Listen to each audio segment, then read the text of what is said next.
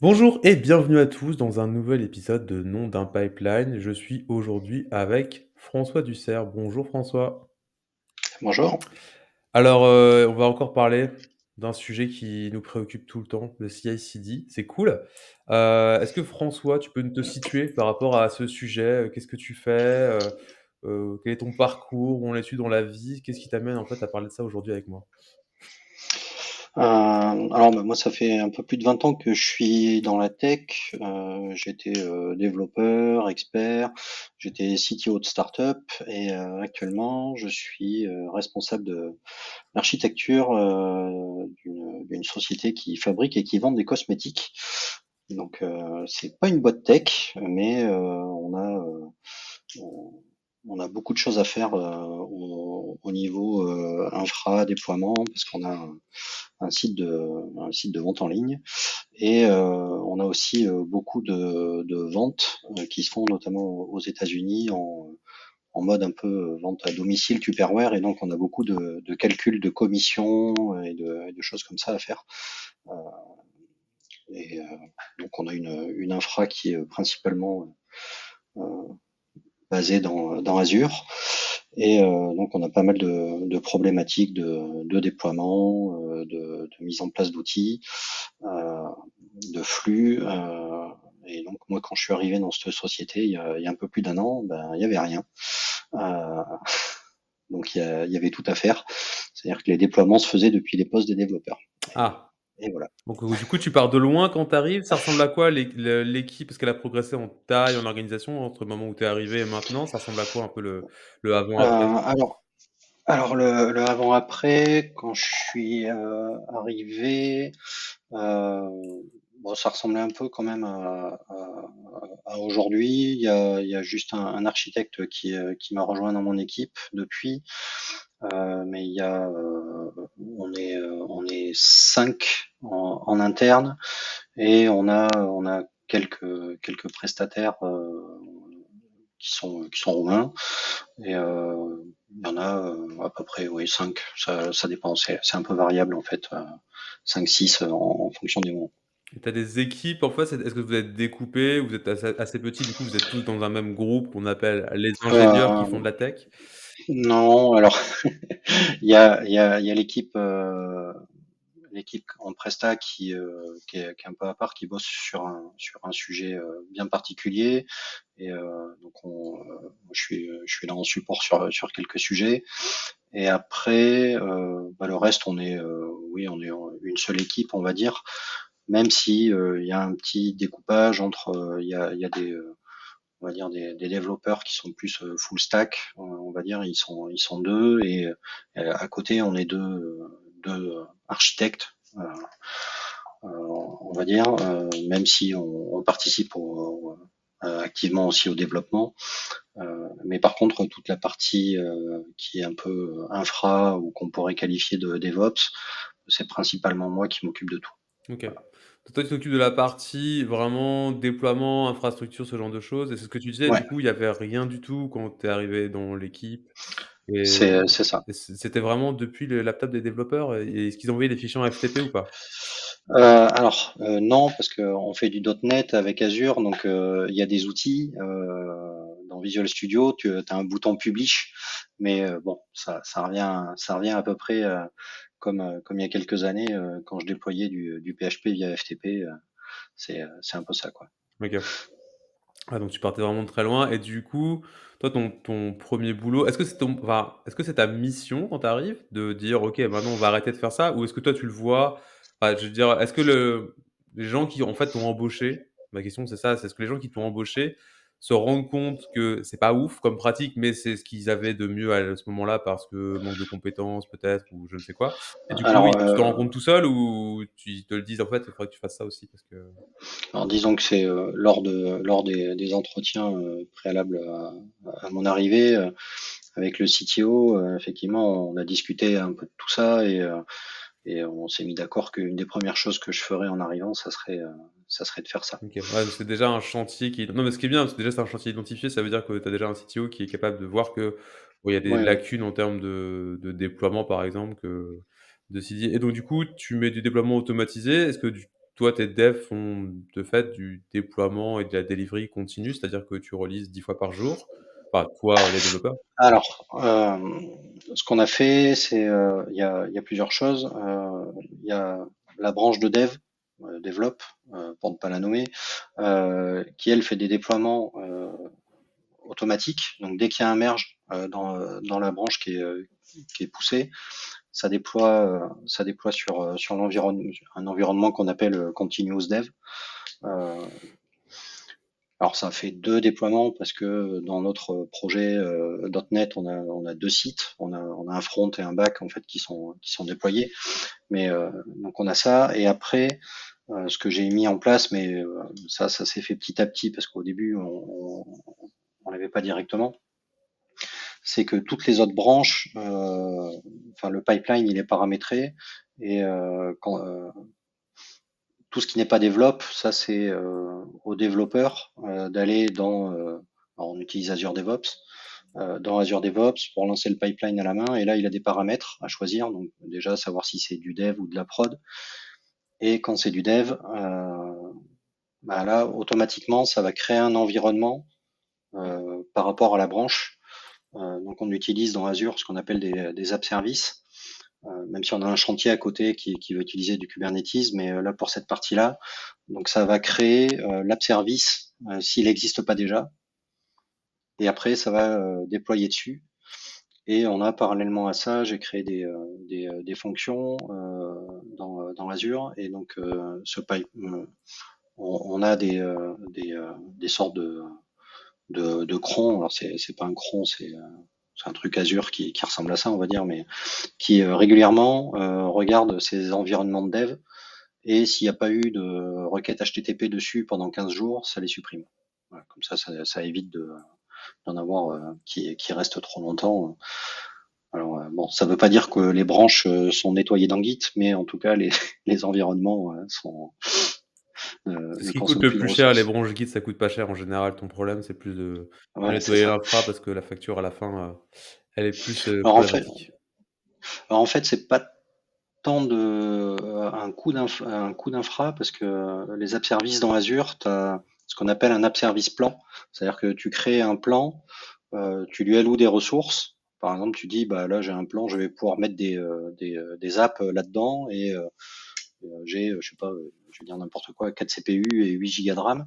Et après, bah, si tu en mets 10 dedans, ils vont se partager ces ressources. Si tu en mets 20, ils vont se partager ces ressources. Mais ça te coûtera pas plus cher, en fait. Tu payes les ressources CPU et RAM. Euh, donc le nettoyage, c'est plus pour pas avoir des trucs qui traînent et puis des choses qui potentiellement pourraient consommer des ressources pour rien, parce que même s'il n'y a pas de requête HTTP dessus, ça, t'as quand même c'est OK. l'équivalent d'une VM qui tourne. Donc, Oui, c'est pas idéal. Tu parlais du voilà. déploiement, tu décris le déploiement en disant: «Est-ce que c'est dev, c'est prod?» Ça veut dire que ça, c'est le processus pour le développe, tu disais, mais aussi pour la prod, du coup, là, c'est le même fonctionnement? C'est C'est ça. Mais en fait, alors au début, c'était le même pipeline avec des paramètres où tu disais dev prod. Puis finalement, on les a séparés, enfin pour le site e-commerce, parce qu'après on a plein d'autres outils pour lesquels on a mis en place des pipelines au fur et à mesure. Mais pour le site et le back office, on a séparé en fait en deux pipelines, juste histoire qu'il n'y ait pas d'erreur Ouais, humaine, voilà. Euh, la seule différence entre les deux, c'est qu'il y a une vérification au tout début du pipeline, en fait, qui vérifie que la branche, c'est soit master, soit une branche qui commence par hotfix ou qui commence par release. OK, Voilà. d'accord, ou rien Et si de c'est voilà. Et si c'est pas le cas, ça arrête le pipeline. Voilà. On peut pas déployer develop ou une branche de feature en prod. c'est une bonne, un bon comment? Une bonne vérification de sécurité, pour pas faire de bêtises, Voilà. Bon, ça empêche pas quelqu'un voilà de prendre develop, de copier en release XX et puis de le balancer, mais ça Oui, l'erreur de manipulation est moins voilà. facile, faut être plus explicite Voilà, dans tes c'est ça. bêtises, quoi. OK, je vois le et qu'est-ce qui vous empêche, du coup, d'automatiser, en fait, cette pièce-là? C'est-à-dire le déploiement peut-être depuis le développe Alors déjà et l'étape d'après de prod? on pourrait, heu, c'est juste en fait notre gestion de branche qui fait que, en fait, dès qu'on merge quelque chose dans Develop, normalement c'est prêt à partir en prod, mais on préfère passer par l'environnement continuous dev dont j'ai parlé pour faire quand même des vérifications avant. Même si avec le système d'app service, tu as un staging automatique, en fait, tu as ce qu'on appelle des slots, c'est-à-dire que quand tu déploies en fait sur un environnement de prod, euh, tu, euh, ça déploie sur un staging et après tu fais un swap qui va basculer le staging en prod. Donc on pourrait, en vrai on pourrait, c'est plus une volonté d'avoir un peu plus de vérification et de choisir les moments en fait où on déploie. Euh, OK. voilà. Du coup, ça veut dire que vous déployez combien de fois par semaine, par exemple, tu sais, à la loupe? C'est Ça vraiment c'est vraiment variable en fait, ça dépend des éventuels bugs qu'on peut avoir, des features qu'on va rajouter. Donc des fois on va pouvoir déployer 10 fois dans la semaine et des fois il y a des semaines où on va rien déployer. OK, tu Vraiment pas de variable. limite dans un sens comme dans l'autre, quoi. Tu fais vraiment, Non, au cas non, par non. cas Ouais. selon, et tu dis OK, tu parles de vérification et cetera, mais du coup, en amont, quel est le degré de certitude avec lequel vous pouvez pousser en prod? C'est-à-dire quel au niveau du CI, en fait, alors c'est peut-être moins ta partie, tu parlais de déploiement. D'ailleurs, qui gère le Mm. CI, en fait, chez vous? Est-ce que c'est vous qui gérez cette partie-là, C'est, partie de c'est, lancement des tests ou ce genre de choses? ouais, alors on n'a pas d'équipe QA réellement. C'est le développeur hein, qui vraiment fait ses tests. Après, on a des product managers, on a une équipe produit mais assez restreinte. Euh, c'est voilà, c'est juste comme ça, on fait valider rapidement quoi nos environnements justement qui sont créés automatiquement servent à ça. OK. Et une fois que c'est validé là-dessus, on balance sur Develop Et tu pas de et suite de tests qui tournent d'un point de vue enfin, fonctionnel alors ou? pas sur le legacy. D'accord. Ça c'est notre legacy, on va dire. OK. C'est du vieux .NET, ouais, c'est même pas du .NET Core. Et justement, l'équipe de Presta roumaine travaille sur une version euh, plus récente, ce qu'on a appelé chez nous un replatforming, hein, c'est une refonte. Où là, par contre, on a du sonar, on a des tests end-to-end, enfin voilà, on a pas mal de D'accord, ce qui veut dire choses. ouais, sur ta version actuelle, en fait, les devs écrivent du code, font des alors je sais pas si vous êtes peut-être pas sur GitHub ou autre, tu parles d'Azure DevOps, mais c'est peut-être pas font des Ouais. changements dans Azure, je sais pas comment ça s'appelle, du coup, je connais pas Mhm. bien, Azure DevOps. C'est bon, c'est Git, hein, mais Ouais, c'est c'est l'équivalent d'une pull request, voilà. quel que soit le Ouais. nom et du coup, tu as rien qui tourne dessus et tu as peut-être du code Non, review entre les développeurs qui vérifient. pas nécessairement. Euh, on n'est pas adepte trop du code review. On se fait confiance. On n'est pas nombreux et OK, il n'y a pas de junior. d'accord. Donc voilà. Du Disons coup, que ouais, du coup, tu as une demande de changement, mais finalement, ça revient à pousser directement dans une branche et après à déployer, c'est ça. OK. Ouais, tu pas Ouais. vraiment de filet de sécurité finalement, Non, OK et mais ça se passe ça se bien? passe bien. Ça se passe bien, OK. C'est la question après et du coup, vous pleurez souvent? Non, non, ça va, OK. Non, mais Non, non, non, non, non, non, non. Non, tout va bien. Après, oui, sur la partie replatforming, là, c'est différent. Ils font des PR avec des validations, un truc un peu plus classique.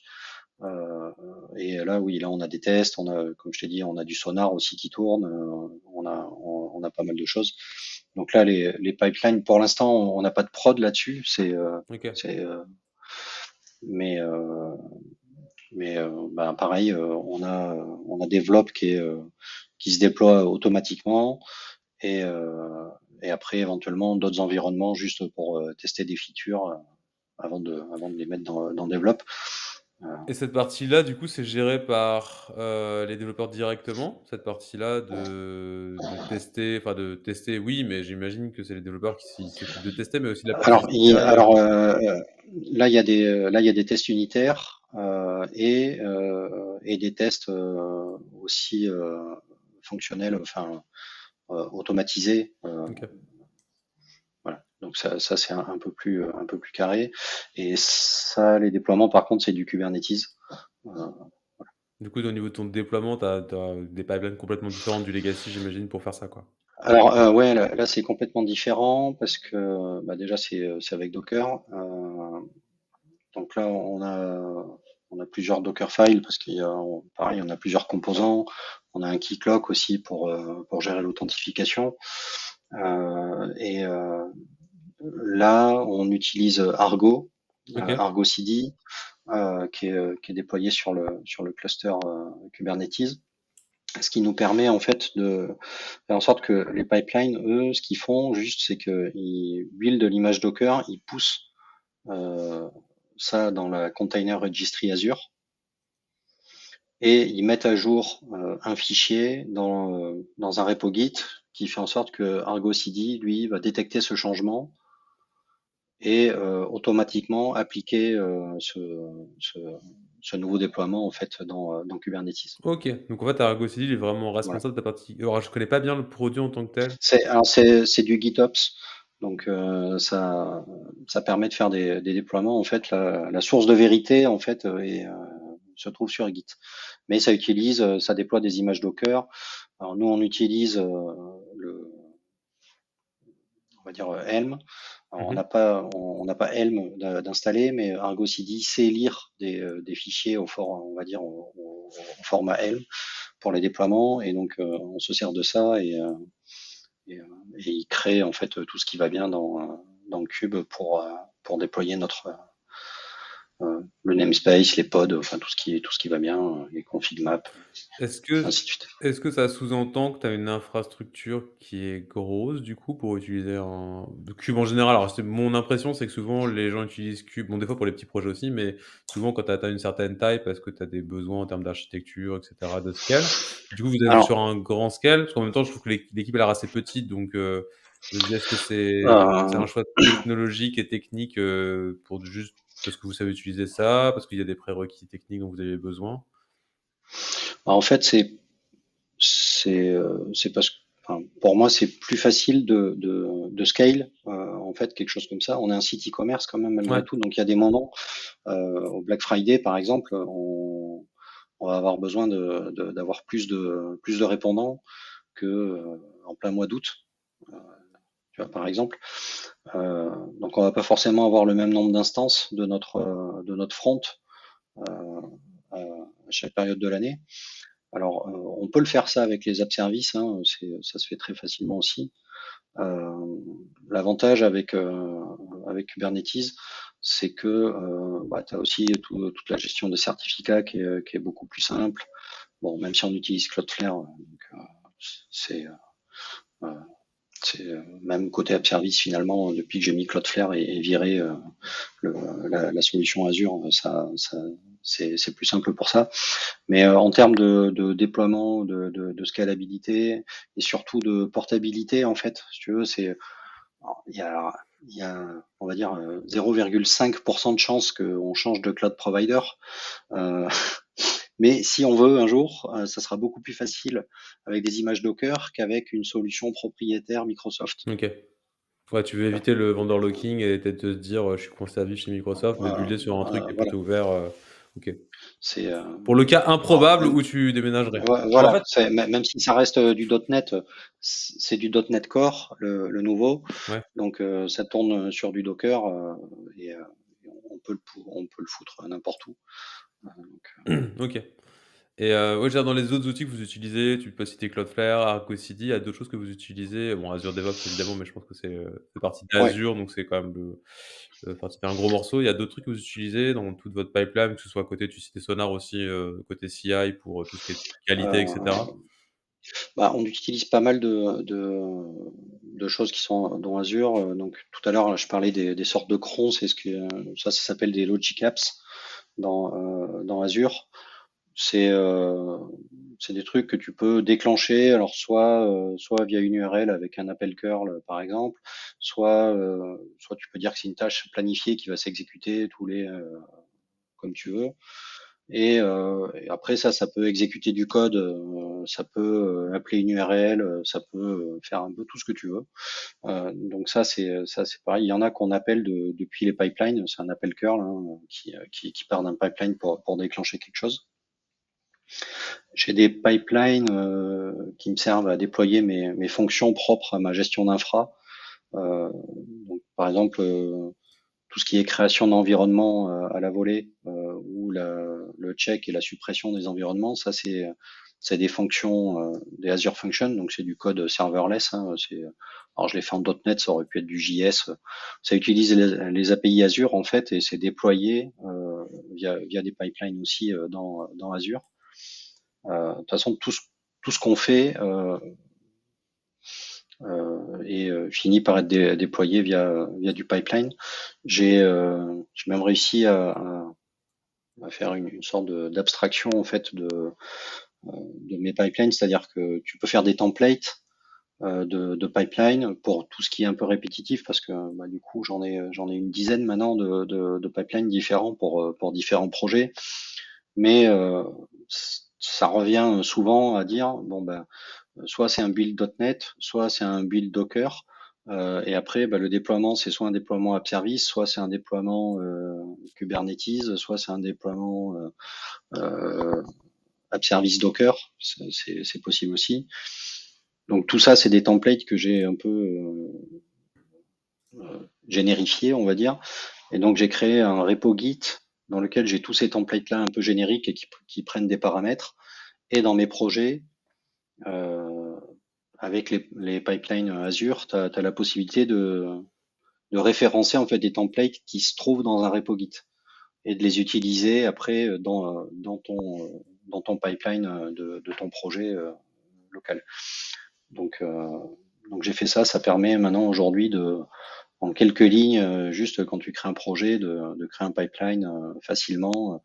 Tu as juste en gros besoin de dire bah, voilà, j'ai besoin du template dev Kubernetes Docker, et hop, envoyer quelques paramètres, et puis ça y est, toute la complexité est faite, ce qui va permettre maintenant normalement aux développeurs de rajouter eux-mêmes les pipelines dans les projets quand ils en ont besoin. Ah, du coup, tu peux fournir une sorte de framework pour tes devs, pour les rendre autonomes sur ces C'est ça. sujets-là et avoir moins ce qui est plutôt cool, je pense, ça va dans le bon sens Ouais, d'avoir, ouais, ouais.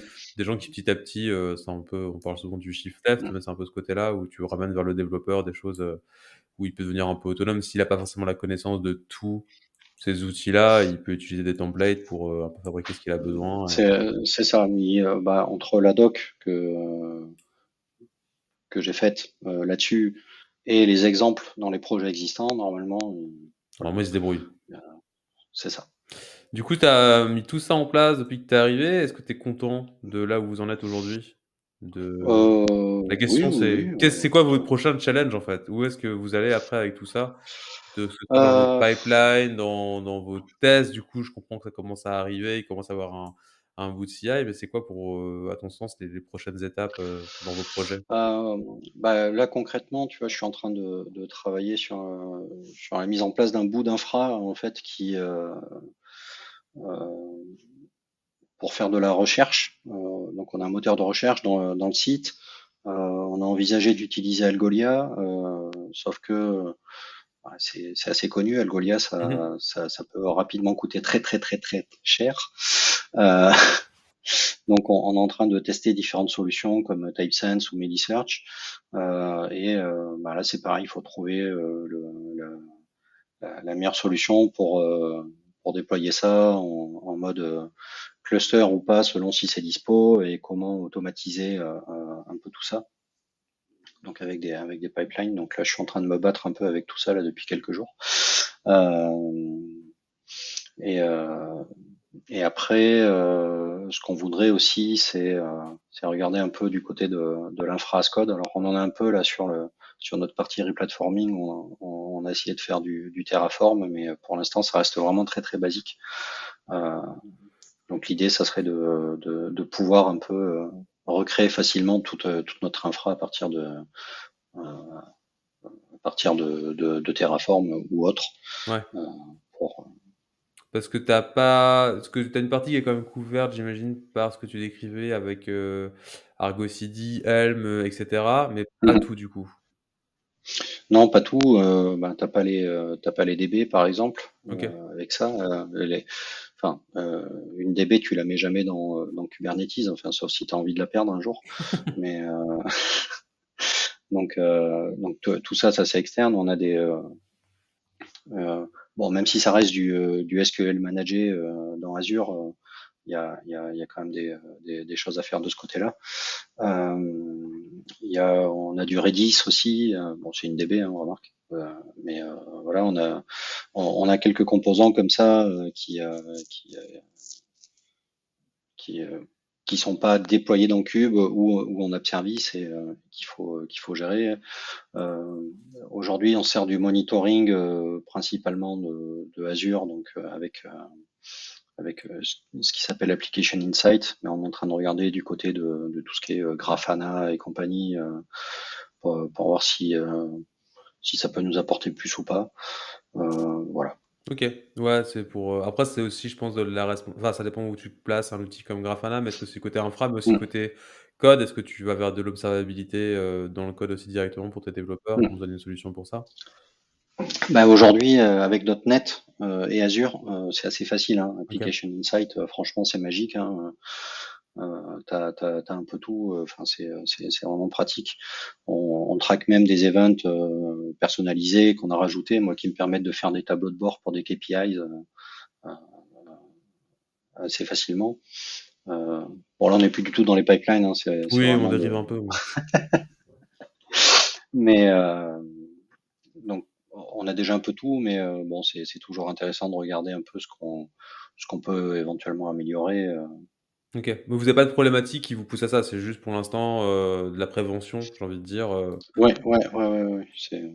au cas où. OK, top, ouais, ça fait quand même pas mal de trucs que vous pouvez, Mm, entre guillemets «améliorer», sur lesquels vous êtes, ouais, vous avez pas l'air d'avoir de gros soucis, ce qui est plutôt bien et d'avoir mis pas mal de trucs solides en place et qui font que mm. s'améliorer, donc ça vous laisse du Ouais, temps de ouais. d'avoir en On amont, a eu des soucis, euh, surtout, bon, on subit régulièrement des attaques ou des choses comme ça. Et on utilisait Frondor et le firewall Frondor, donc ça c'est des solutions Azure. Mais c'était un peu une tannée à configurer et surtout à comprendre ce qui se passait, à voir. Enfin, voilà, c'est pour ça qu'on est parti chez Cloudflare. Et avec Cloudflare, bah, enfin, voilà, maintenant, honnêtement, les attaques on les voit même plus. Enfin, on les voit juste dans les emails qu'on reçoit qui dit oh vous avez été attaqué. Ils ont tous été bloqués. Voilà. ouais. C'est donc de ce côté-là, du coup, tu es un peu plus serein et tu passes moins de temps à farfouiller dans les logs, à voir si c'est une attaque, si c'est pas une attaque. Donc ton infra est moins sollicité et voilà, ça c'est pas mal quoi. Top, beh, oui, je vois que vous avez mis, vous avez pas tout et c'est un problème comme tu dis, mais c'est pas un problème vous avez facilement résolu du coup, j'ai l'impression et Mm. ça vous laisse pas mal de bande passante pour regarder les sujets à venir et les axes d'amélioration Ouais. de ce que vous avez déployé, donc c'est plutôt cool. Est-ce que tu penses qu'il y a un dernier sujet qu'on n'a pas abordé dont on devrait parler? Ou qu'on soit passé à côté d'un truc? C'est le Hum, moment. là comme ça, je vois pas, je sais pas, Je pense peut-être, qu'on a été mais bien exhaustif pour une fois. On a ouais, un peu parlé un peu de tout et tout, au top. Bah, écoute, merci beaucoup François pour ce temps. C'était super intéressant de voir un peu ben, je tout t'en prie. votre, tout le parcours que tu as pu, mettre en place, dans cette équipe, tout ce que tu as pu déployer, comment tu es parti de rien du tout avec des laptops qui déploient jusqu'à un truc automatisé. Je trouve ça assez cool. On a appris 2-3 trucs sur les outils que vous utilisez et je connais pas du tout Azure, donc je vais pouvoir aller un petit peu potasser tout ça et découvrir le monde fabuleux d'Azure. Ne serait-ce que pour enrichir ma culture, sur ces sujets-là. Même si c'est vrai l'environnement Azure DevOps que j'entends le plus souvent parler, mais je sais que des gens l'utilisent donc dont tu fais partie. Donc top. Ouais, c'est le nouveau nom de. Avant, ça s'appelait TFS, hein, c'était pas forcément du Git et puis ça va certainement être mergé après avec GitHub, hein, vu que tout ça appartient À à Microsoft, Microsoft. tout à fait. On verra. On verra bien. Et bah, merci beaucoup François et puis, au plaisir. Mais je t'en prie.